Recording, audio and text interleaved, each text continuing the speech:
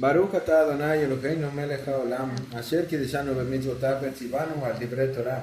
Ve'arev na Adonai Eloheinu et divrei Toratecha v'finu ufitfiyot amecha bet Israel, ונהיה אנחנו וצאצאינו וצאצאי צאצאינו כולנו יודעי שמך ולא מודה תורתך לשמה. ברוך אתה אדוני המלמד תורה לעמו ישראל. Amén. Amén. Bendito eres tú, Adonai, nuestro Elohim, Rey del universo, el que nos apartó con sus mitzvot y nos ordenó sobre las palabras de la Torah. Y sea placenteras, por favor, Adonai, nuestro Elohim, las palabras de tu Torah en nuestra boca y en las bocas de tu pueblo, la casa de Israel, y seamos nosotros y nuestros descendientes y los descendientes de nuestros descendientes, todos conocedores de tu nombre y estudiosos de tu Torah por su propio beneficio. Bendito eres tú, Adonai, el que enseña Torah a su pueblo Israel. Baruch atah Adonai Eloheinu melech haolam asher bachar banu mikol ha'amim v'natan lanu et torata. Baruch atah Adonai noten haTorah. Bendito eres tú, Adonai, nuestro Elohim, Rey del universo, el que nos escogió entre todas las naciones a hablarnos su Torah. Bendito eres tú, Adonai, dador de la Torah. Amén. Mi comentario es acerca del dar o no dar. Uno de los dilemas más difíciles que enfrentan los seres humanos es sopesar las necesidades propias frente a las ajenas. Esto llega a la parashá de hoy, Hukat, que tiene que ver con el hecho de cuando Moshe quiso entrar al territorio de Edom, de los edomitas, y le envió un mensaje al rey acerca de que si podía pasar por sus tierras. Él le dijo que no, así, sincero, sin nada más ni nada más. Y después manda otro mensaje diciendo que van a pagar todo, alimento, bebida y lo que ellos hagan. Entonces, otra vez respondió que no. Esto se refiere al hecho de dar o no dar, se refiere al hecho de que el rey de Edom pudo haberles dicho las razones por qué no podían entrar, pero simplemente no lo hizo. Ya que los edomitas eran hermanos de ellos, bueno, más o menos así. De hecho, sí, Edom es hijo de Esaú. Esaú es hermana de Jacob y las 12 tribus de Israel salieron de Jacob. Sí, Y son primos, hermanos. Dado eso, sería muy lógico decirle, por ejemplo, a mi hermano, ¿me dejas jugar con tus juguetes? No. Con tales razones como esas, como ya es que son familiar, se supone que debería decir que sí, que podía pasar sin ningún problema. Tales razones se pueden entender si lo vemos de esta forma. El rey de Edom no quiso darles el paso con todo y que fueran parte de la familia, porque, imagínense, más de 3 millones de personas aproximadamente entrando a tu territorio. Ajá. El rey de Edom obviamente buscó medidas, pero en todo caso no les dijo las razones, nada más les dijo como simple no. Dadas razones al hecho de darnos a nosotros mismos o a los demás, esa parte de la coherencia que tiene el asunto. Si no hacemos esto, igual que el rey de Edom, sería, en vez de poner solo un pretexto extraño, pues no tendría lógica y seríamos más egoístas. En vez de darle la razón a los demás de por qué no podemos hacer tal cosa. ¿Y qué tiene que ver con el asunto de dar o no dar? Aquí vienen algunas preguntas acerca de esto de dar o no dar. Si por ejemplo te encuentras un pobre y te pide una moneda, ¿deberíamos darle o no deberíamos darle por tales razones, por ejemplo, que lo ocupamos para comprar o simplemente decirle que no tenemos? En vez de eso, será mejor decirle no. No, ahí está el hecho de el dar o no dar. Darle a los demás las cosas que quieren, como en esta parashá, quisieron entrar y el rey simplemente les dijo que no.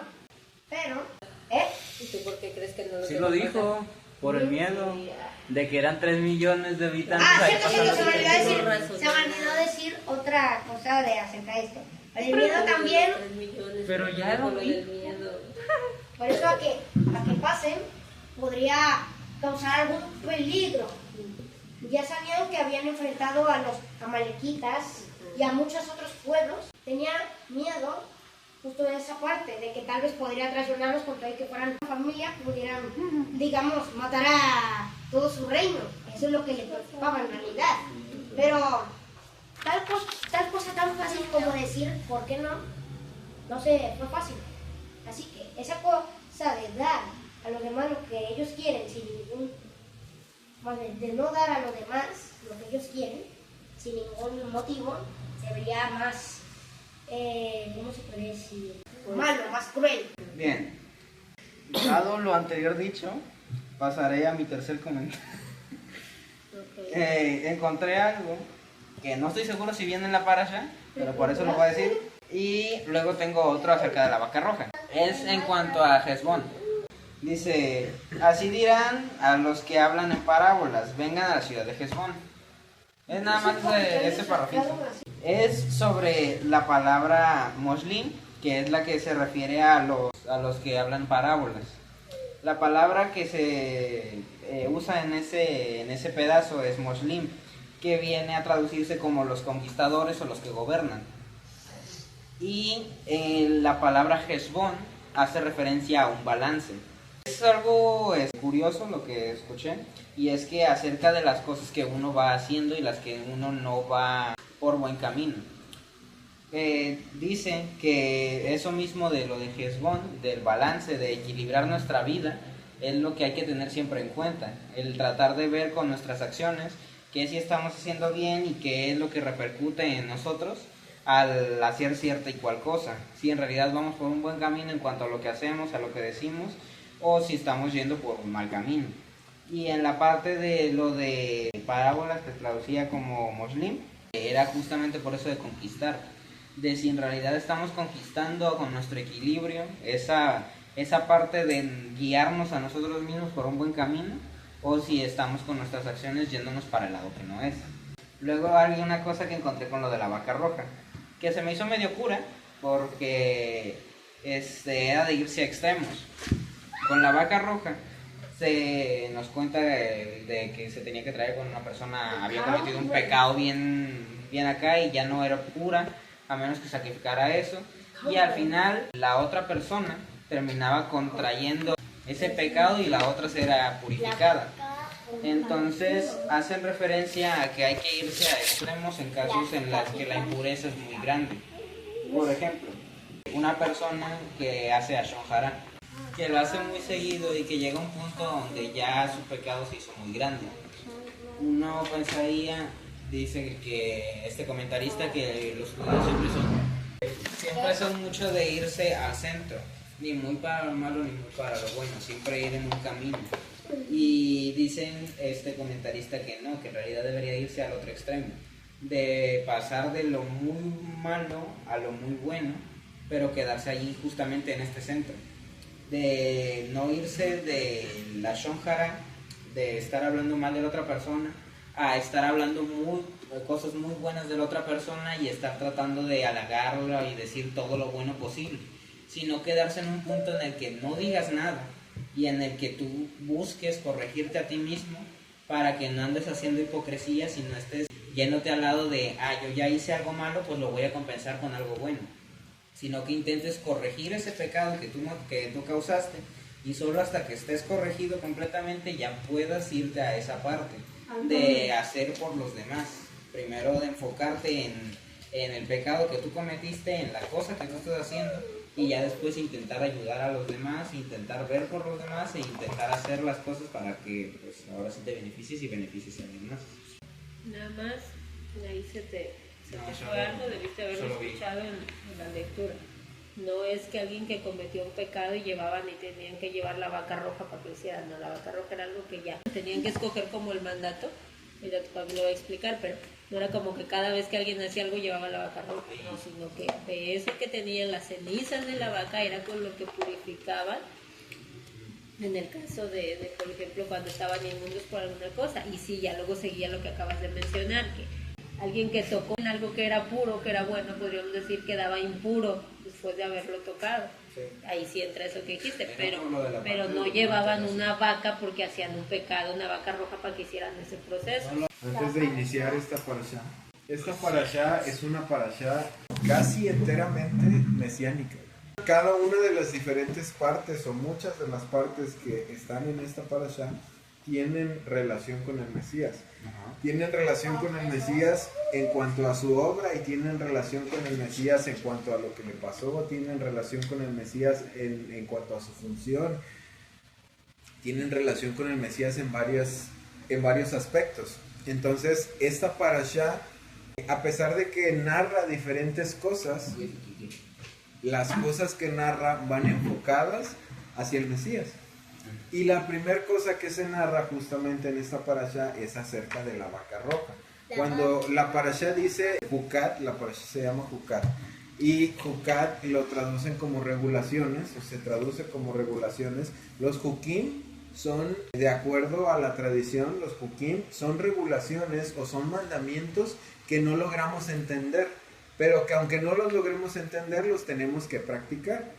El de la vaca roja es algo que se llama un Hok, es un mandamiento que no entendemos, es parte de los Jukim, el mandamiento de la vaca roja, porque dice la tradición, no logramos entender por qué hay que sacrificar una vaca roja y luego la vaca roja hace inmunda a la persona que la sacrifica y las cenizas de la vaca hacen pura a la persona que está inmunda. Entonces tiene una cosa totalmente, es una cosa totalmente ilógica, pero es una cosa que tiene relación total y absolutamente directa con la obra del Mesías y lo que pasó justamente en la cruz. Entonces, por eso resulta un mandamiento un poco inentendible, pero muchas de las cosas que estaban en el tabernáculo a la luz de la obra del Mesías se entienden de una manera diferente. ¿Por qué? Porque el Mesías es la manifestación de la misericordia más grande que el Eterno puede tener en este mundo. Entonces, tenía que haber un voluntario para poder cargar con los pecados de la otra persona. ¿te refieres a los de la vaca roja? Sí, lo hacían al hacer.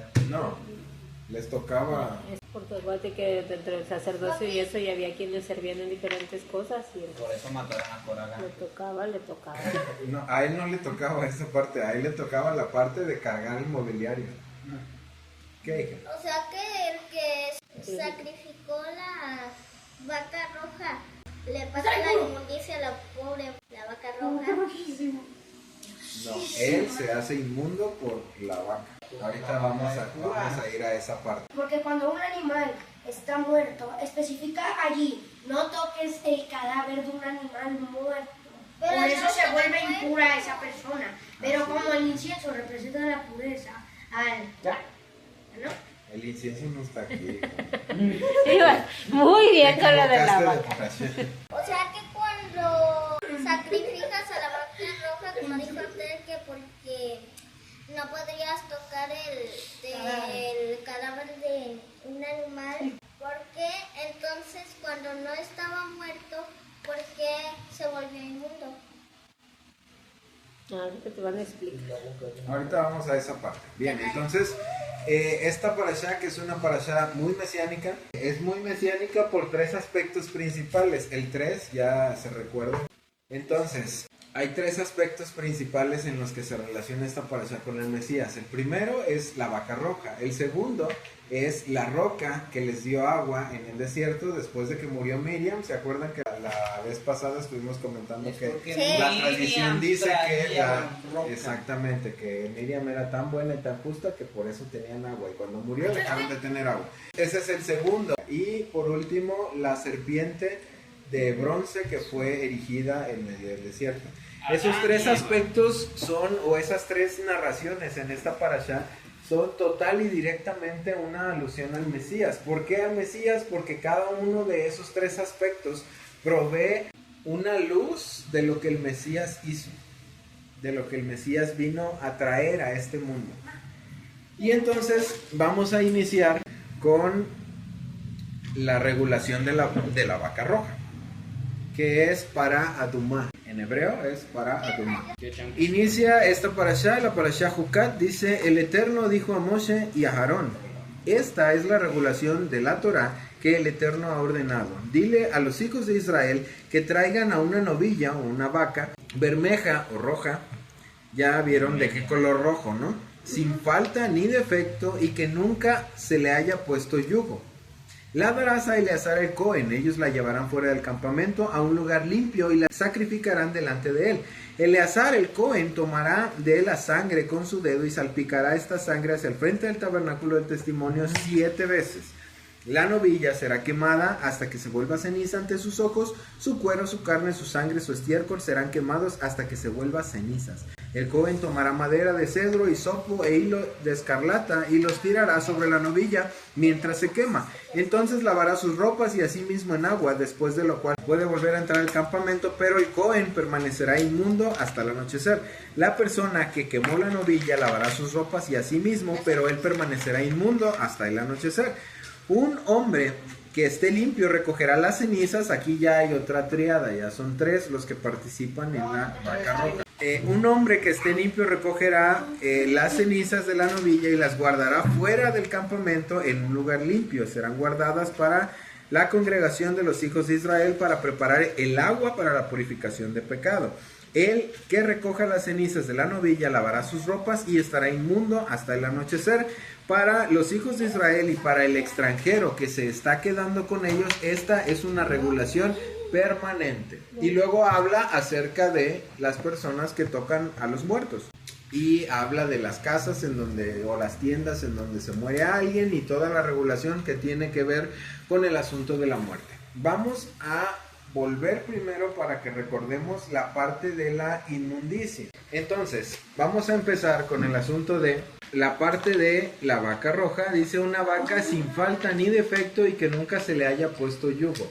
Hay una historia acerca de las vacas rojas que narra que en alguna ocasión los hijos de Israel iban a comprar una vaca roja de un extranjero, no era parte del pueblo de Israel, pero esa persona tenía una vaca totalmente roja. Y era una vaca que nunca se le había puesto yugo y una vaca que etcétera, etcétera. Aquí en la Torah especifica una vaca roja, sin defecto y que nunca se le haya puesto yugo. El yugo es un... cosita esa para... Sí, exacto. Es un instrumento que se les ponía en el cuello para que llevaran el arado. Sin embargo, la regulación de la tradición dice que la vaca nunca, para poder cumplir las condiciones, no era lo que dice la Torah, sino ellos le añadieron más y dijeron que la vaca nunca pudo haber cargado nada. Si alguien se acostó arriba de la vaca, eso la descalifica automáticamente. Si le pusieron... Se le cayó una pluma de Sí, también está descalificada. Dios mío. Si le pusieron una sábana encima, también está descalificada. No podía haber cargado nada la vaca literalmente para que fuera apta para poder ser llamada la vaca roja. En la Torah solo especifica la parte del yugo, pero en la tradición se le añadió todo eso a la vaca roja. Entonces dice que tenía que ser una vaca roja, una vaca bermeja, una vaca rojiza, pero no especifica si podía tener un pelo, 2 pelos o 3 pelos de otro color. Solo dice que una vaca roja. Entonces también añadieron a la parte de la tradición que la vaca tenía que ser totalmente roja y no tener más de 2 pelos de otro color. Si tenía más de 2 pelos de otro color, ya era automáticamente descalificada. Bueno, y entonces dice, la darás a Eleazar en el versículo 3, la darás a Eleazar el Cohen. Ellos la llevarán fuera del campamento a un lugar limpio y la sacrificarán delante de él. Eleazar el Cohen tomará algo de la sangre de su dedo y la salpicará esta sangre al frente del tabernáculo del testimonio 7 veces. Hay una parte que liga totalmente este asunto de dónde tenía que ser sacrificada la vaca y se liga totalmente con el Mesías, porque cuando vino el Mesías y el templo estaba en el lugar en el que estaba en ese tiempo, la vaca justo era sacrificada en el Monte de los Olivos, que era por donde pasaba un arroyo que se le llamaba de Cedrón, que era un arroyo que pasaba por un lado del templo, y de ese arroyo del templo había a un lado del templo, había una desviación para que el agua de ese arroyo pasara, o de ese río pasara por dentro del templo y limpiara toda la sangre de los sacrificios y todo para el servicio del templo. Era canalizada el agua de ese arroyo que pasaba justo por un lado del templo, y a un lado de ese arroyo estaba lo que se conoce como el Monte de los Olivos. En ese Monte de los Olivos fue donde se hace el sacrificio de la vaca roja y es donde está también lo que llaman el lugar de la calavera, que es donde crucificaron al Mesías. Esa es la primera similitud que tiene el asunto de la vaca roja con el Mesías, ¿sí? El punto de que el Cohen tomará de la sangre, ya habíamos hablado de la sangre, que la sangre es la vida. Sí, la sangre es la vida y la sangre es la que trae purificación para con nosotros en todos los korbanot. Es lo que cubre, la sangre es lo que cubre lo que nosotros hicimos mal. Entonces, para que haya esa, ahora sí como dice aquí, para que se complete esa parte del ciclo donde es cubierto totalmente lo que nosotros hicimos mal, es que se rocía 7 veces hacia el templo desde donde está el Monte de los Olivos la sangre de la vaca roja, que volvemos al punto del Mesías, que fue sacrificado ahí donde estamos hablando, fuera de la ciudad y en la parte que tiene que ver con el Monte de los Olivos, y que su sangre fue derramada en dirección al templo también, al igual que la parte de la vaca roja. Y entonces dice, la novilla será quemada hasta que se vuelva cenizas ante sus ojos. Va a ser quemada su cuero, su carne, su sangre, su estiércol, y serán quemados hasta que se vuelvan totalmente cenizas. Se supone, de acuerdo a la tradición, que si cuando se quemaba la vaca totalmente no quedaban cenizas literal, sino que quedaban pedazos de carbón o quedaban pedazos más grandes, los Kohanim lo tenían que moler completamente hasta que se hiciera cenizas, hasta que quedara polvo completamente. Esa es otra similitud de lo que se hizo con el Mesías, que fue literalmente molido, literalmente golpeado como la vaca roja, para que hasta que quedara totalmente deshecho, hasta que quedara totalmente cenizas. El Cohen tomará madera de cedro, hisopo e hilo escarlata y los tirará sobre la novilla mientras se quema. Vamos a la parte de el hisopo. ¿Qué es representativo del hisopo o qué representa el hisopo? El hisopo es una representación de lo más humilde, de lo más bajo, de lo más despreciado, pudiéramos decir. El hisopo y el cedro y el hilo de escarlata son un balance, las tres cosas, entre Gesed, Geburah, Tiferet, porque el hisopo es lo más bajo, es lo más humilde que pueda haber, es como la parte del dar o como la parte de Gesed. El cedro es lo más alto y lo más orgulloso y lo más soberbio y lo más vistoso que puedas tener. Es como una representación de lo que sería Geburah, o una representación de la soberbia, una representación del orgullo.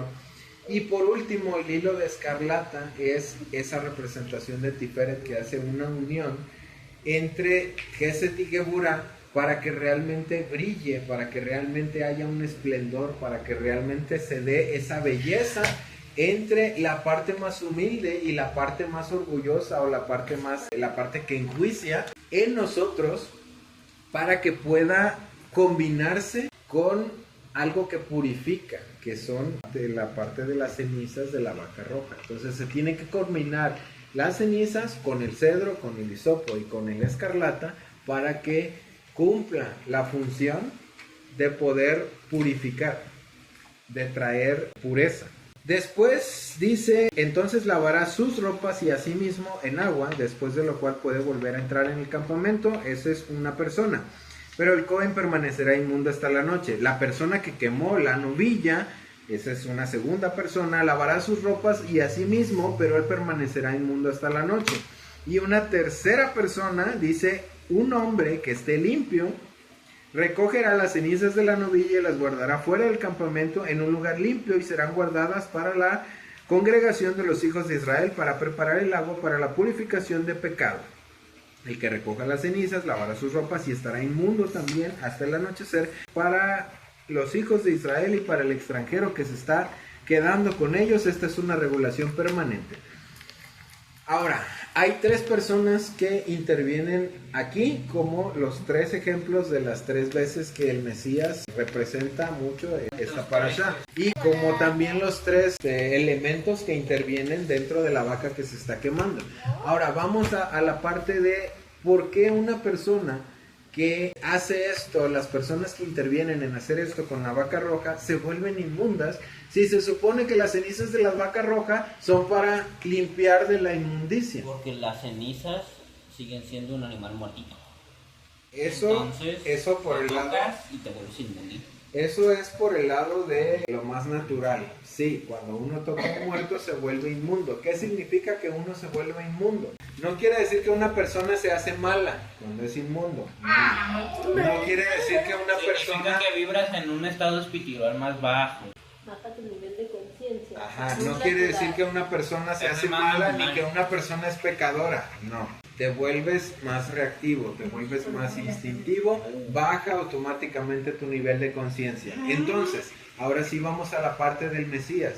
¿Qué fue lo que vino a hacer el Mesías con su obra y cuando murió? Para purificarnos a todos nosotros del pecado, para purificarnos de todo aquello que nos hacía inmundos, o para quitar de nosotros, como dice Shaul, esa carga de la muerte, que como todos nosotros ya veníamos cargando de no ser por él.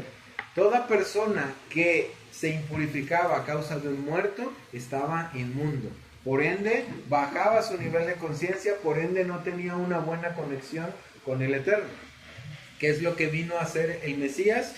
Vino a romper exactamente con esa impurificación, a quitar de nosotros esa muerte, a quitar de nosotros ese pecado, a quitar de nosotros la inmundicia para poder elevar nuestro nivel de conciencia y poder tener una mejor conexión con el Eterno. Esa es una de las grandes obras del Mesías. Ahora, ¿por qué la persona se hizo inmunda? La persona que mató, recogió y quemó la vaca, por la misma razón que es un paralelo del Mesías, la parte donde él en la cruz toma el pecado de todo el mundo para purificar a todo el mundo, y él se hizo inmundo a sí mismo, y por eso la parte donde él le habla al Padre y le dice: ¿por qué me has abandonado? Porque automáticamente él, al cargar con todo, se hizo inmundo. Como estas personas que lo que están haciendo es algo bueno, lo que están haciendo es algo que el Eterno ordenó. Pero si el Eterno lo ordenó, entonces ¿por qué se hacen inmundos? Por la misma razón que el sacrificio de Yeshua lo hizo inmundo, cuando tomó los pecados de todos para que fuéramos librados de la muerte, para que fuéramos librados del pecado, para que fuéramos librados de lo que él estaba cargando en su sacrificio en la cruz. Por eso es una similitud tan grande de esta vaca roja con el Mesías. Otra de las similitudes es que dice que después de que recojan las cenizas iban a ser llevadas a un lugar limpio. Como la cuevita de los 3 días. Exactamente. Y no es una casualidad por lo siguiente. Las cenizas, después de que eran recogidas y eran llevadas a un lugar limpio, antes de poder ser mezcladas con el agua de la purificación, tenían que pasar 3 días. Entonces Yeshua, después de que cumple esa parte del sacrificio para la purificación, es puesto en un lugar limpio por 3 días. Después de la resurrección se cumple la parte de esa purificación que trae para todo el mundo, igual que la parte de la vaca roja. Ahora, las cenizas de la vaca roja se mezclan con agua. ¿Qué es lo que representa el agua? Misericordia. Exacto, igual que el sacrificio del Mesías. ¿Qué es lo que representa para todo el mundo el sacrificio del Mesías? La misericordia más grande que el Eterno ha tenido para todo el mundo es dando a su propio Hijo. Dando el sacrificio del Mesías, exactamente. Entonces, la obra y lo que tiene que ver con la vaca roja es una similitud totalmente directa de lo que el Mesías hizo, de la obra del Mesías, de lo que pasó en la cruz, y mucho más tomando en cuenta que se hicieron en lugares similares, se hicieron en lugares muy cercanos, en lugares muy próximos de donde se hacía lo de la vaca roja, y lo que hizo el sacrificio del Mesías que se hizo fueron básicamente en el mismo lugar. Entonces ese es el primer arquetipo, esa es la primera analogía de Mesías, y después habla todo acerca de lo que tiene que ver con los muertos, que ya lo hemos visto anteriormente, ya se narró en otros parashot acerca de la inmundicia que tiene que ver con tocar algún muerto o con tener relación con la muerte, y que toda persona que tenía ese contacto con algo muerto o ese contacto con la muerte tenía que ser purificada con las cenizas de la vaca roja. Más bien con el agua que contenían las cenizas de la vaca roja. Que finalmente esas aguas en sí mismas no era como que automáticamente te echaban el agua y ya te hacías puro. Sin embargo, ahí es donde está esa grande relación del sacrificio del Mesías y de esta vaca roja, y que se entiende de una manera totalmente distinta cuando vemos el sacrificio del Mesías y la purificación que realmente trae su sacrificio a todo el mundo, y el por qué era sacrificada esta vaca roja, que en realidad no tenía sentido el por qué se tenía que hacer con una vaca roja y tenían que quemar las cenizas y luego en agua y para echarles como cuando les echan agua bendita. No tiene mucho sentido, pero el Eterno así lo ordenó. Entonces si el Eterno así lo ordenó, pues hay que hacerlo. Pero viéndolo a la luz de todo lo que representa en el Mesías esta vaca roja y todo lo que se hizo con la vaca roja, entonces sí tiene mucho sentido y tiene mucho más allá que el solo ver la parte de la vaca literal. Luego dice en el capítulo 20: los hijos de Israel, la congregación completa, entraron en el desierto Sin en el primer mes, y ellos se quedaron en Kadesh. Allí Miriam murió y allí fue sepultada, porque la congregación no tenía agua. Ellos se reunieron contra Moshe y Aarón, y el pueblo riñó con Moshe y dijeron: nosotros deseamos haber muerto, y todo lo que normalmente dice y todas esas quejas que normalmente tiene. Que Moisés ya se aprendió de memoria. Ajá. Y entonces esta parte de la roca, Está escrito en nuestro video. que tiene que ver con el Mesías también. El Mesías, cuando veamos el Bet Hadashah, el Mesías habla acerca de que Él es la roca. Y en esta parte de la parashá habla acerca de una roca que les iba a dar agua. Y sí, la roca les dio agua. El problema es que se hizo con esta roca justo lo mismo que hicieron con el Mesías. Exactamente, el Mesías fue golpeado como la parte de la vaca roja que ya vimos. Él fue molido, él fue golpeado, él fue machacado. El Eterno le dijo a Moshe: toma el cetro y reúne a la congregación, tú y a Aarón tu hermano, y delante de sus ojos dile a la roca que produzca agua. Y tú les traerás agua de la roca, y así facilitarás que la congregación y sus animales de cría puedan beber.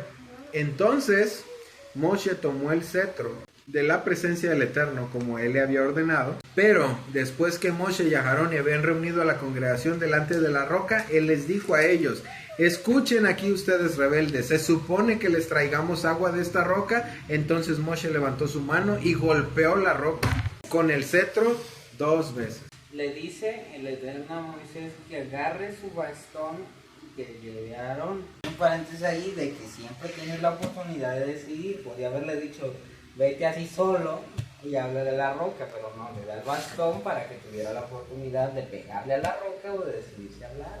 No, hay una parte muy importante aquí que se les está perdiendo acerca de ese bastón. ¿Cuál es ese cetro que dice?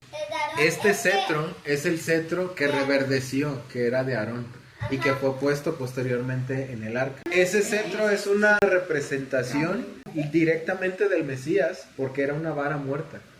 Era una vara, un palo seco, y el Eterno hizo que reverdeciera.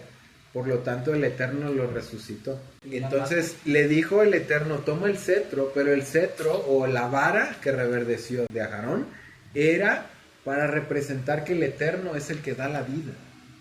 Era una representación de que el Eterno tiene el poder de dar la vida y de quitarla. ¿Qué es lo que trae vida a nuestro mundo? La misericordia del Eterno. El agua. A través del agua, exactamente. Entonces, la roca iba a producir agua e iban a llevar el cetro, que era una representación de que el Eterno puede revivir aún a los muertos, como hizo con el Mesías. Pero en lugar de representar al Eterno como debiera ser, al Eterno que resucita incluso a los muertos, al Eterno que hace reverdecer un palo y que lo trae de la muerte a vida otra vez, y hablarle a la roca, que es una representación del Mesías, que era el que les iba a dar vida, el que les iba a dar agua, Moshe golpeó la roca.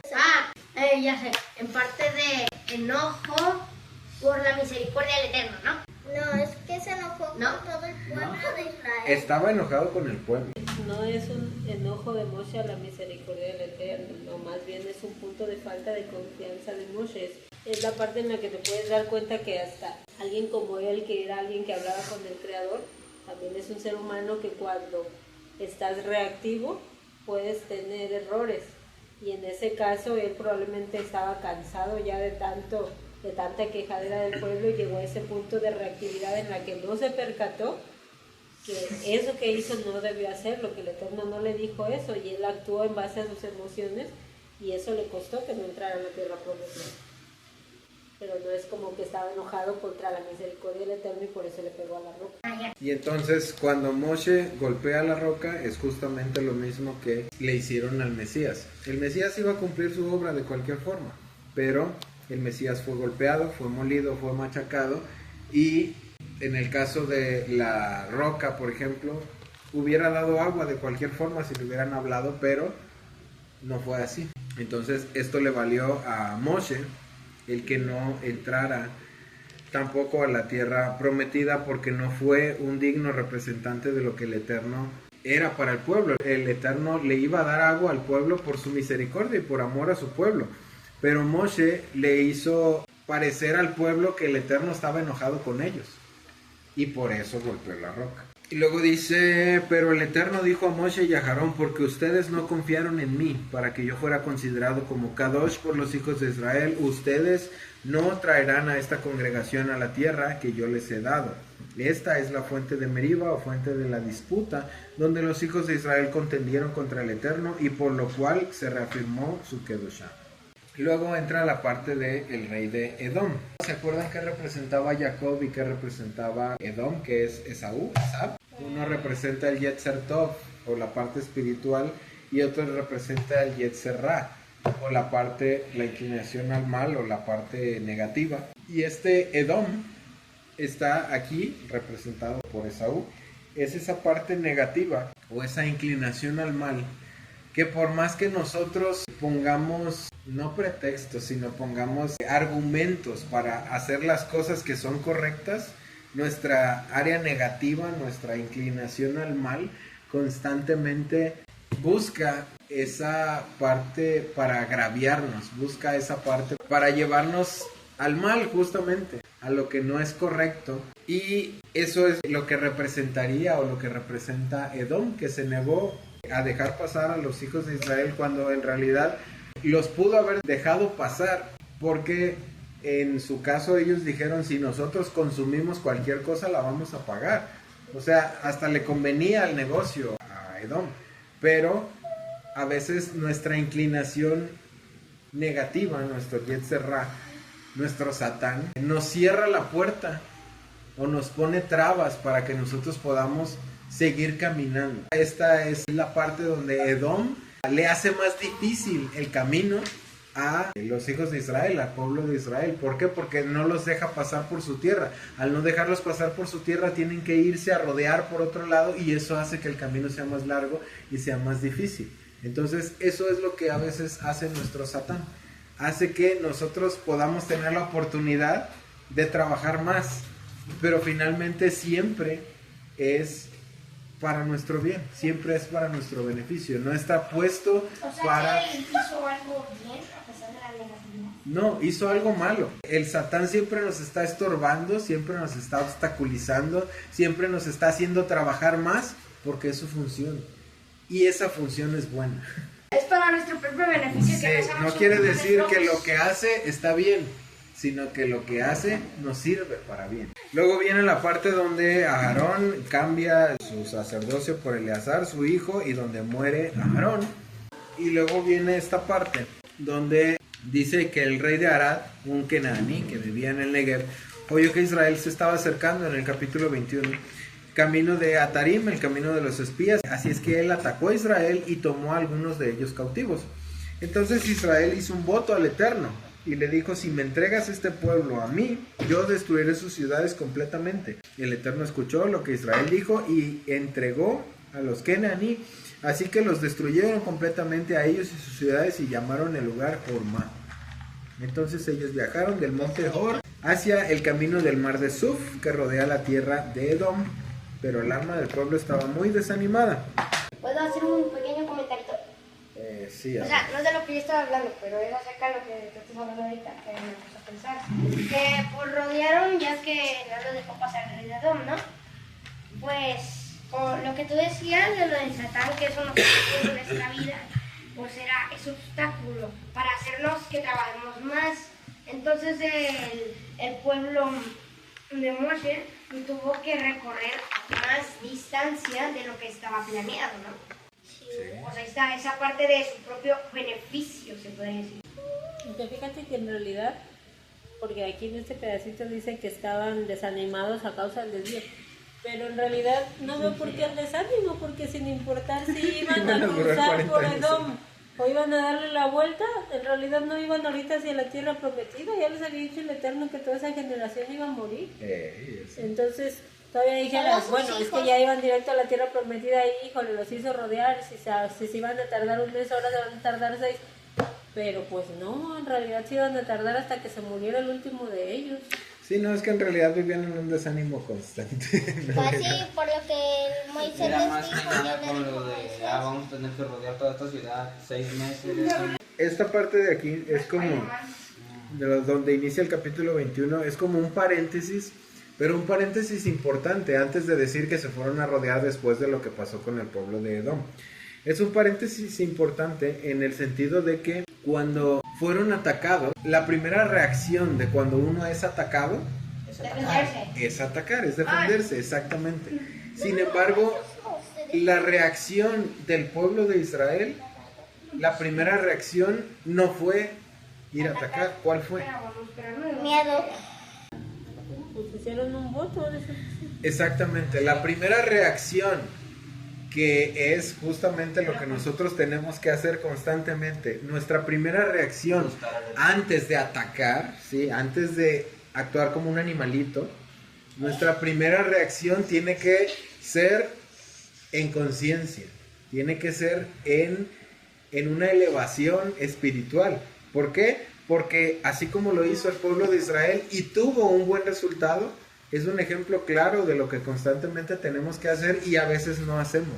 Un constante ejemplo de que antes de reaccionar como un animal, tengo que elevarme espiritualmente y elevar mi nivel de conciencia para poder actuar de manera más espiritual que física. Que eso fue lo que hizo el pueblo en esta parte. Hizo un voto al Eterno y le dijo, si tú me entregas a estas personas que nos acaban de atacar, yo los voy a destruir completamente. ¿Cómo? Tenían la opción de no destruirlos, tenían la opción de debilitarlos y luego dejarlos ahí, pero eso se iba a volver en su contra. Le prometieron al Eterno destruirlos completamente, como el Eterno mismo les había dicho, que a los habitantes de la tierra de Canaán los destruyeran completamente. Entonces, actuando de una manera espiritual, ellos ahora sí tuvieron victoria sobre la parte negativa, que fue la parte que sucedió cuando tomaron rehenes y cuando los atacaron. Pero si hubieran reaccionado de una manera instintiva o si hubieran ido a atacar directamente en lugar de hacer la parte espiritual, probablemente hubieran ganado, pero hubieran sufrido más bajas que las que sufrieron en este evento. Entonces, después el pueblo se empieza a quejar otra vez. ¿Por qué siempre se quejan ellos? Así somos todos, hija. Lamentablemente no somos mejores. Lamentablemente, así La somos. representación más grande de la quejadera está al lado de aquí. La representación más grande de lo que somos los seres humanos está aquí. Cuando nos hacen algo bueno, nos quejamos. Cuando nos hacen algo malo, también nos quejamos. Cuando hacen algo que no es ni bueno ni malo, también nos quejamos. Entonces, en realidad es un síntoma natural de los seres humanos que no están contentos. Mujeres. Cuando te acaban de levantar, mujeres. Cuando estás descansando, mujes. Cuando vas a hacer algo, mujes. Cuando estás aburrido porque no estás haciendo nada, mujes. ¿Cómo que mujer que no mojito? O sea, se queja, pues. Ahora entra esta parte, la parte de la serpiente de bronce, y dice, el pueblo habló contra Elohim, contra el Eterno, y contra Moshe. ¿Por qué nos sacaste de Misraim para morir en el desierto? No hay verdadera comida, no hay agua, estamos hartos de esta cosa miserable que estamos comiendo, del pan del cielo. Pero eso les da Y vida cada como mañana. respuesta, sí, como respuesta el Eterno envió serpientes venenosas entre el pueblo. Y ellas mordieron a la gente y muchos de los hijos de Israel murieron. Ahora, esta parte donde el pueblo empieza a quejar, dice que el pueblo habló contra Elohim y contra Moshe. Hay una parte sumamente importante en lo que tiene que ver con respecto al nombre Elohim. ¿Se acuerdan cuando hablamos acerca del nombre Elohim y de los nombres y del Yod Hei Vav Hei y del Elohim y de los otros nombres que aparecen? Sí. Sí, Y Elohim es el del juicio. exactamente. Papá, Y son 42. Yod Hei Vav Hei es el lado de la misericordia y Elohim es el lado del juicio.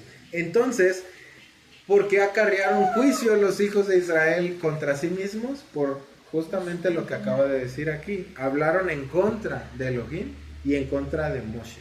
O sea, hablaron en contra de la parte del Eterno que se dedica al juicio y hablaron en contra del que el Eterno había enviado para guiarlos.